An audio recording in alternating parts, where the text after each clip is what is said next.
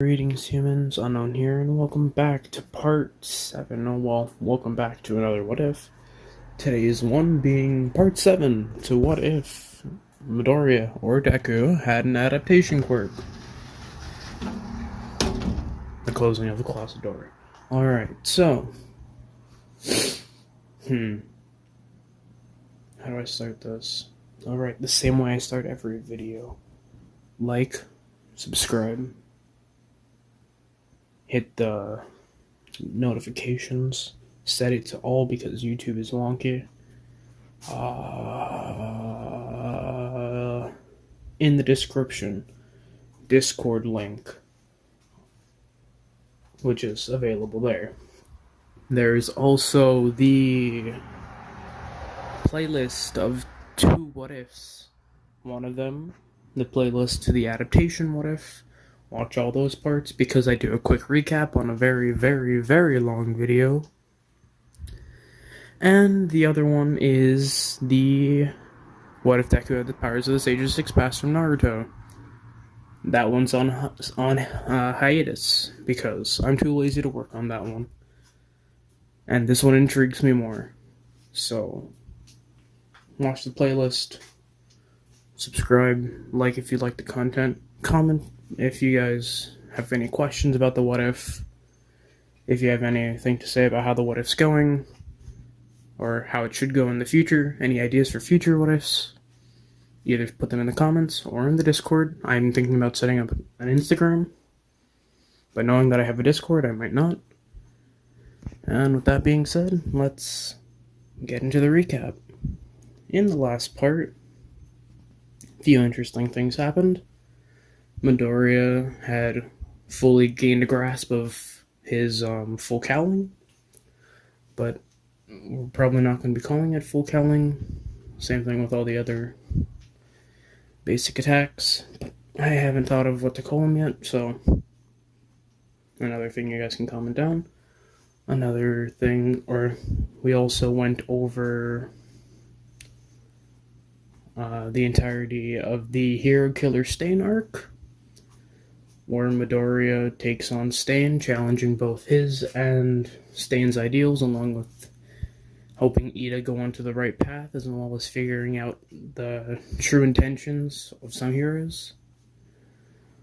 And after all that mess, Midoriya took his mom to court and got her locked up for child abuse and child endangerment and neglect and the whole thing. So, yeah, Midoriya did that. And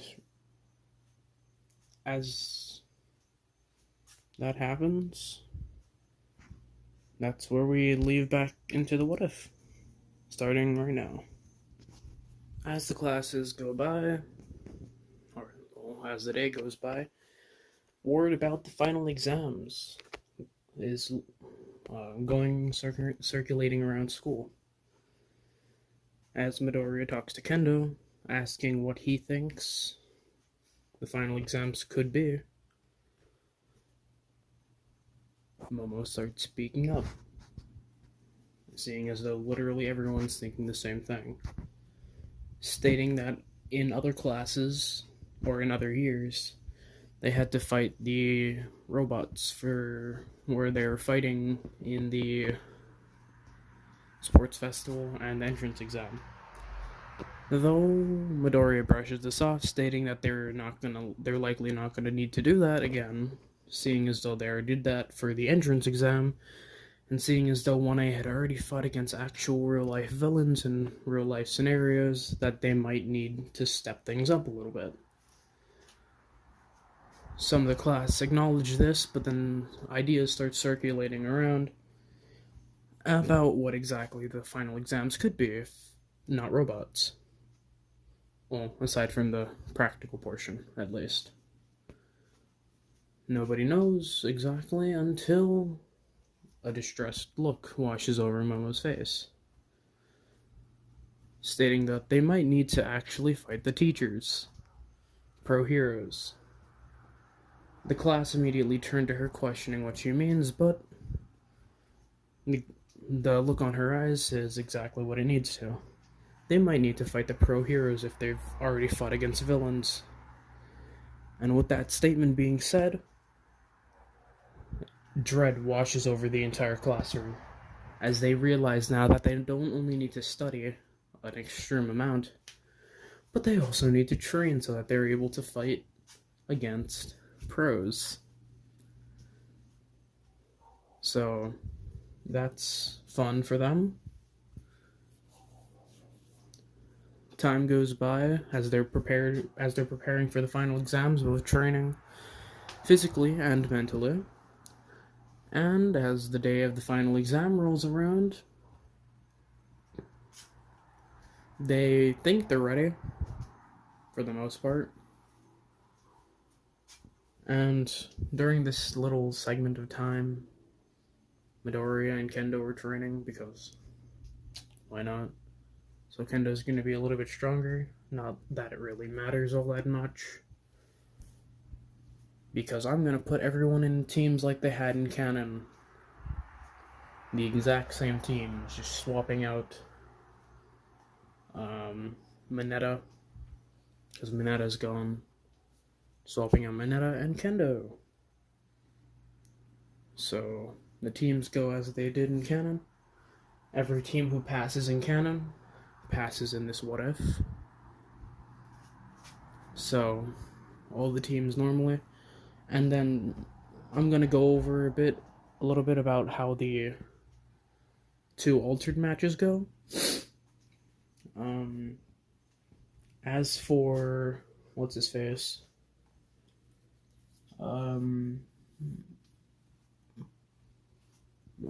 Sero.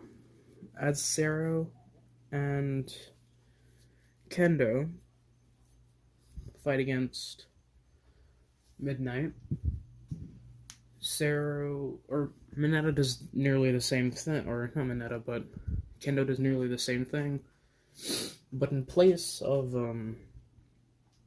throwing the sticky balls, Kendo just grabs the whip with her large hands, yanking it away, throwing it a large distance away while putting tape over her mouth, and runs away with carrying Sero in her arm, or in her hands, more accurately.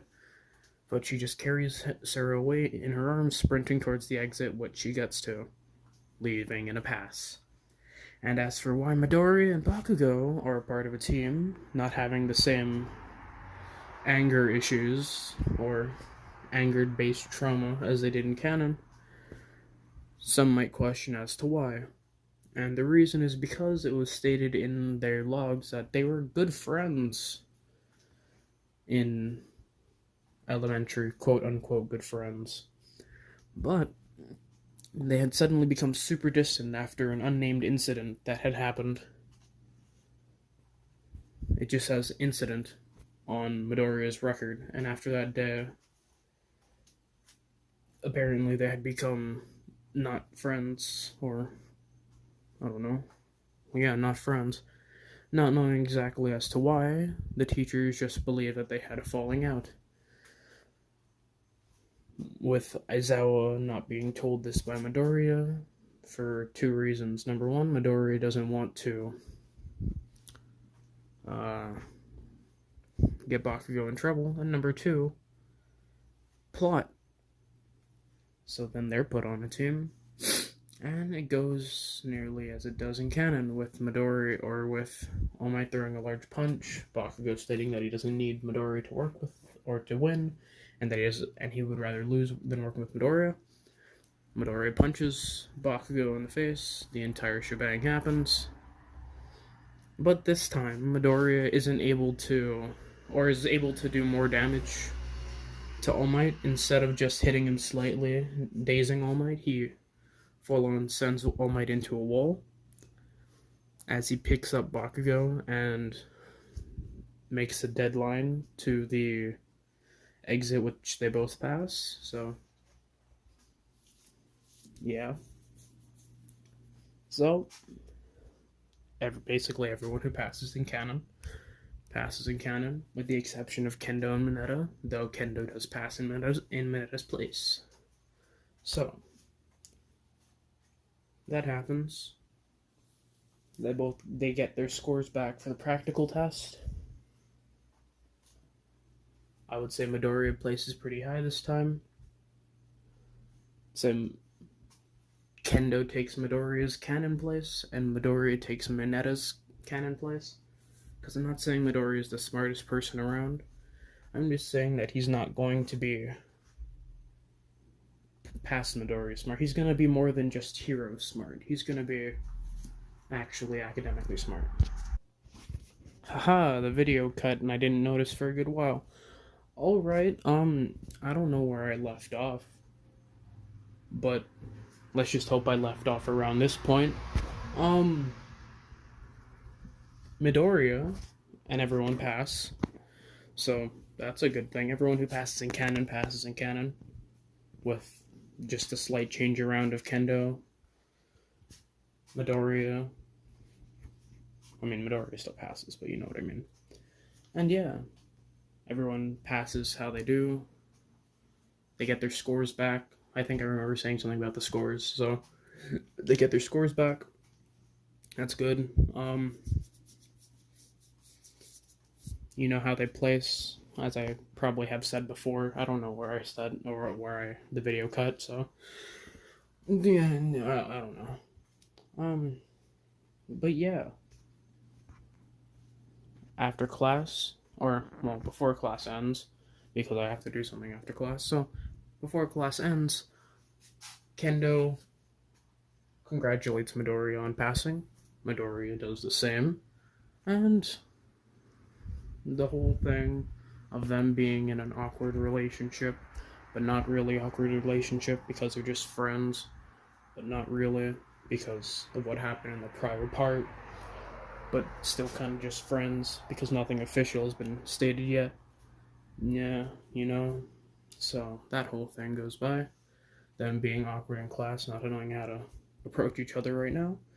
And Kendo leaves after class, having to go visit the support class to go and get upgrades to her suit that she had ideas for earlier in the day as they were talking.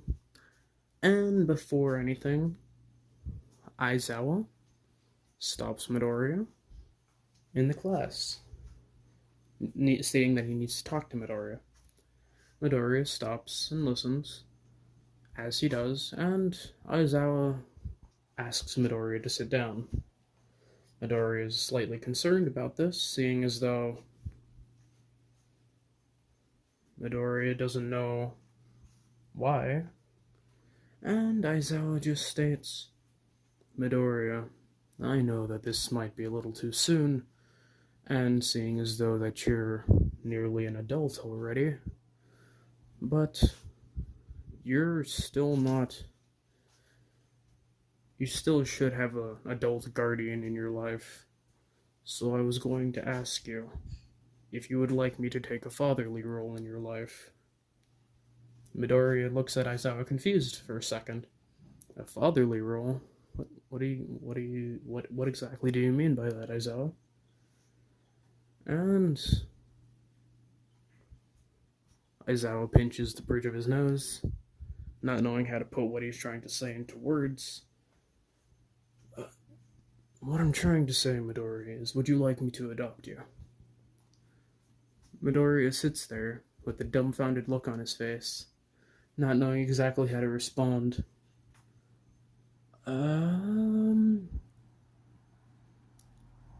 Adopt me? I don't know what to say, Aizawa-sensei. I would like that. Sure. Aizawa shows a slight grin on his face as he hands the paper to Midoriya. Now you see, Midoriya, you weren't technically put up on an official adoption list, but this should do for now, seeing as though you have no legal guardian. Just sign here. Midoriya does so, and Aizawa is technically now Midoriya's legal father. So that's cool. Aizawa, still showing a slight little grin on his face, pulls out a small box from underneath the desk. sliding it over to Midoriya. Midoriya questions what exactly that is, and Aizawa just smirks a little. You could call it a gift.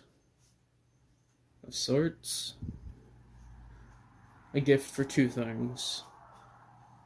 To congratulate you on becoming my son, and number two, congratulate you on passing with great marks on your final exam. Midoriya opens the box slightly nervously and sees slight wrist garments. Midoriya looks at these confused and slides them on over the bandages on his wrist. Midoriya feels the outside and considers them to be extremely comfortable and breathable, so he won't feel too much pain or whatever in these if they move around too much. They're not too tight, but they're not too loose to where they would move around. Midoriya thanks Aizawa, but asks why exactly this was his gift. Aizawa then states to Midoriya, well, you see, you kinda got bandages on your wrist the entire time. And don't think that I don't know what you've been doing, or what you had been doing, and why you're covering up those wrists. So, to make them look less, I don't know, constantly bandaged, I decided to get you these. Aizawa Midoriya throws a slight grin on his face, chuckling to himself a little bit, hugging Aizawa. Thanks, Dad. Aizawa, shocked a little bit, pats Midoriya on the head awkwardly, and remarks that it's no problem. Midoriya then needs to go somewhere after class, or well, he needs to go and work his job, so he waves off to Aizawa, telling Aizawa that he'll see him tomorrow. Aizawa agrees, and Midoriya walks off, going to his job. And yeah, Midoriya later that day, or later the next day, is confronted by All Might, stating that he has, or gets an envelope early the morning to the next day before he heads to school. It being a weekend, so he doesn't really need to head to school actually. But Midoriya, upon waking up, notices that there's a letter. Opening it, Midoriya sees that it's 2 tickets to Island. Questioning why exactly he got this, he reads the note accompanying the 2 tickets, stating that he had won the 2 tickets upon winning the sports festival. Sorry, the video cut. Midoriya sits there pondering about the paper, or the tickets that he had just received, and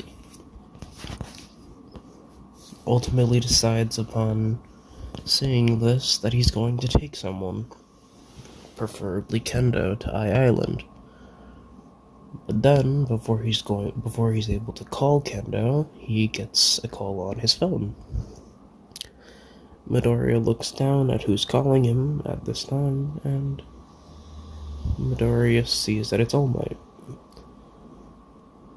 Midoriya picks up the phone, questioning as to why All Might's calling him, and All Might tells him that he has an availability for Midoriya to go with him to Island. Midoriya asks if he's able to take one extra person, and All Might says that he can, but to make sure that they're trustworthy, so that he doesn't waste the spot. Midoriya thanks All Might and hangs up the phone, immediately calling Kendo, asking her if she wants to go to Island. She agrees, noting that they're going to hold an expo, and soon after, Midoriya gives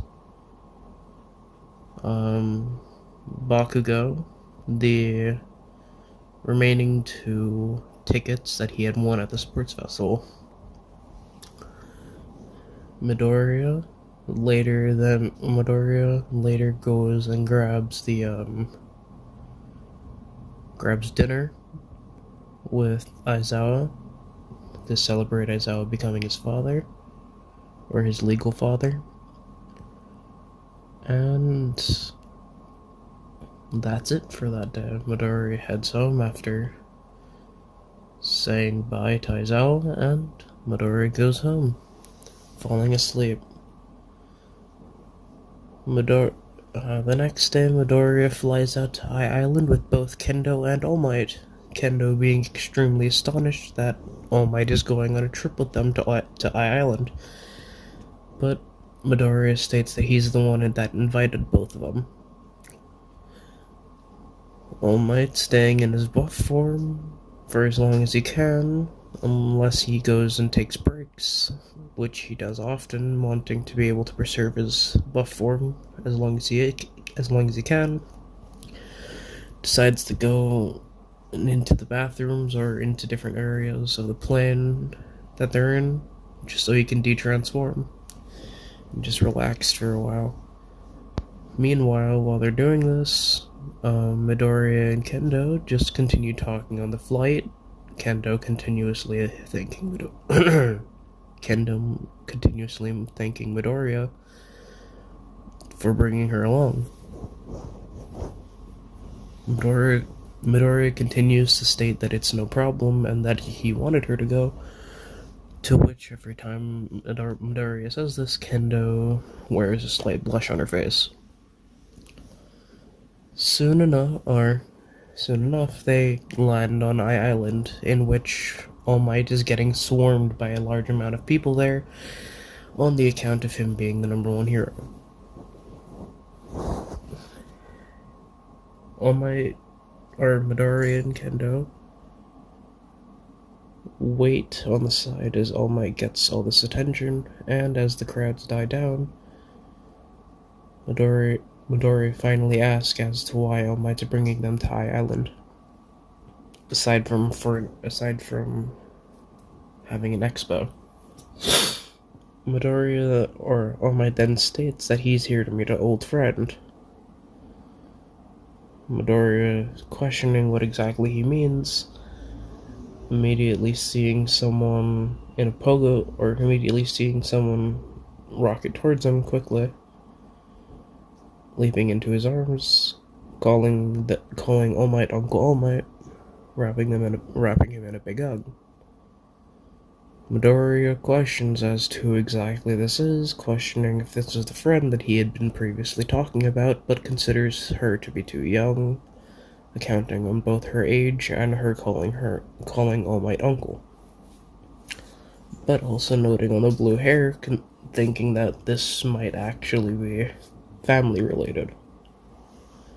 All Might denies this and states that this is his friend's daughter, and Midoriya and Kendo understand this a lot better. Soon enough, All Might goes and meets David Shield, to which David Shield tells Melissa to introduce herself and take Midoriya and Kendo on a tour of Eye Island. As Melissa, Midoriya, and Kendo get to know each other, Kendo becomes more and more jealous as time goes on, accounting for the fact that Midoriya and Melissa Shield begin becoming really close, friend-wise, seeing as though Midoriya is extremely interested in a lot of the technology that she made. But ultimately, everything else happens as it does in the movie, in which they meet everyone else, they talk, and as they're sitting there at the cafe, a large explosion happens, Midoriya knowing exactly who this is. The whole group walks to that area, to that training thing area, and they see Bakugo running the training test exam thing, getting a score that he didn't canon, or in the movie. The group pesters for Midoriya to try this, and Midoriya tries to deny it, not wanting to be a show-off, or not wanting to exert too much energy, considering that he just had a flight over. But Kendo gestures for him to go, and Midoriya reluctantly does so.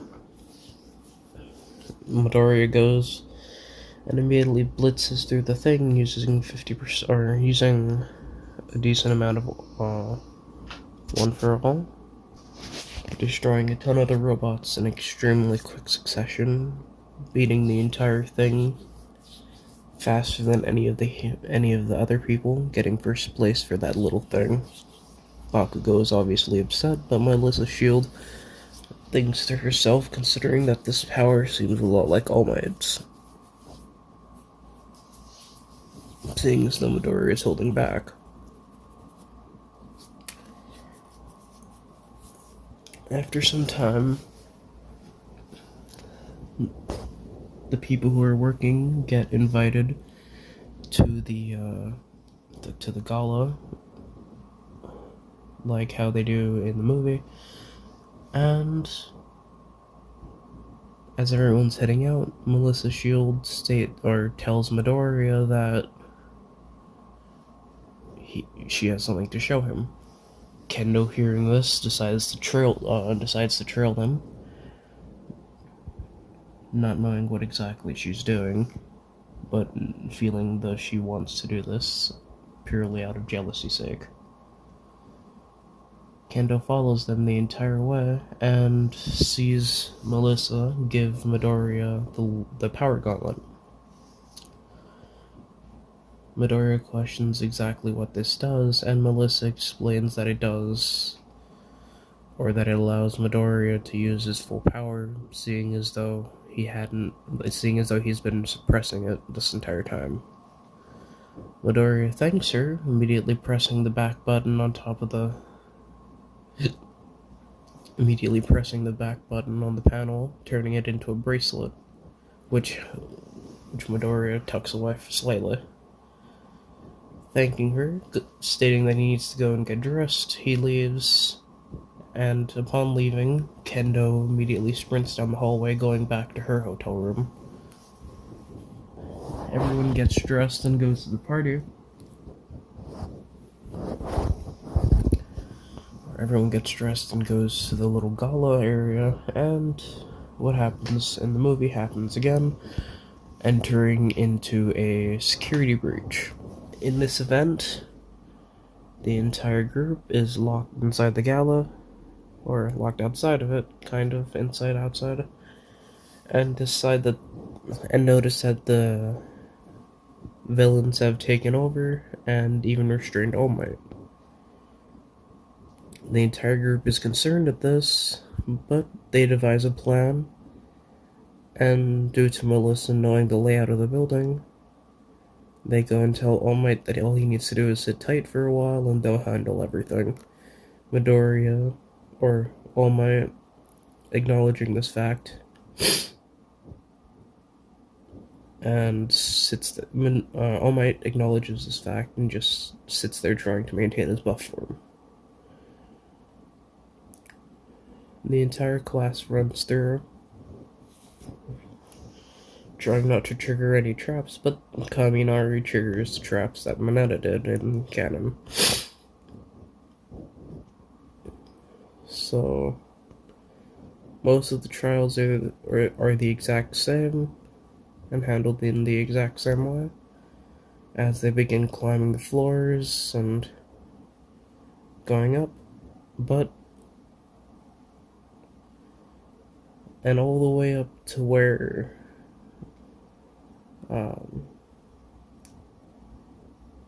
Midoriya and Melissa are running up the building to go and confront the villains. Midoriya dispatches all the villains that are ahead of them, and Midoriya and Melissa hide slightly upon seeing all the villains and David Shield, seeing that David Shield is working with the villains to go and steal some kind of technology in a briefcase. Melissa can't believe that this is what her father is doing and yells out, despite Midoriya's protests. David Shield is surprised by this, and everything happens as doesn't canon. Midoriya gets restrained, and everything of the sort. Everything basically goes as it did in the movie, seeing as though the only real difference is that Midoriya is able to use more of One for All, but since Midoriya already has the power glove on, they do what they did in the movie with the double Detroit Smash, defeating the villain, and David Shield remarks that Midoriya looks strikingly similar to what All Might had before in the prior times. Kendo, upon the fight being finished, runs up to Midoriya, hugging him, stating that she doesn't want him to worry her like that ever again. Midoriya ultimately agreeing, stating that he never wishes to be in this kind of scenario ever again, stating that this is a ruined vacation. Kendo laughs, but they use whatever time left to enjoy the parties and enjoy Island as a whole. They head back, they head back to Japan, and they get prepared for the, what's it called? They get prepared for the forest turning. And with that being said, and that's where the what if kind of ends for this part. Sorry if my energy wasn't the most, because I'm kind of, recording this in two separate parts because the video had come before, and I had no time to do it before. So, that's why, if I sound different, I do, because it's a completely different day. But, yeah. The whole thing. Do what I said in the beginning. Discord's in there, or Discord's in the description. Comment if you guys have any ideas about how the what if should be going. Any future ideas for any what ifs. The whole thing.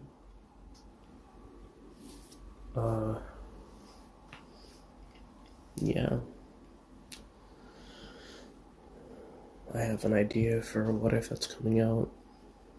It's going to be themed around real life events, kind of, not really movie events for a different franchise, but you guys will get more information about that later.